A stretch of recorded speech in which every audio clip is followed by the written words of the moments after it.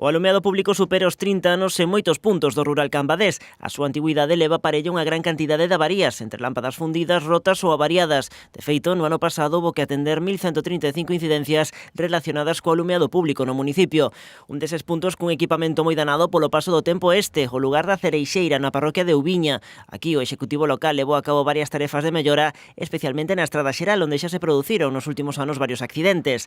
Neste treito procedeuse a renovación de todo o cableado e a instalación de novos farois. A maiores tamén se instalou un novo cadro eléctrico. Se producían constantes averías, constantes apagóns e entonces, decidimos levar a cabo unha mellora do alumeado público e se aprobou unha partida de gasto de 2.600 euros para cambiar 9 puntos de alumbrado e tamén instalar un novo cuadro eléctrico con proteccións e seguridades novas e se sustituíron 400 metros de cableado.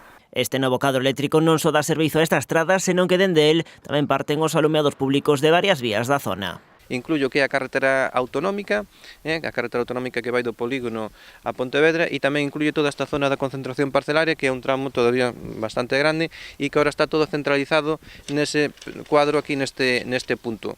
O cuadro que había antes estaba tamén nunha zona diante dunha fachada dunha casa e desta maneira tamén se sitúa nunha zona máis segura e máis accesible para o día de mañá se hai que facer algún tipo de mantemento. A esta intervención haberá que sumar próximamente outra noutro treito ata Tombo, no fondo da parroquia de Ubiña. Ali o mal estado da instalación obriga o Concello a destinar unha partida duns 2.500 euros. Desde que chegamos ao goberno se levan invertidos en torno a 110.000 euros en melloras do alumeado público.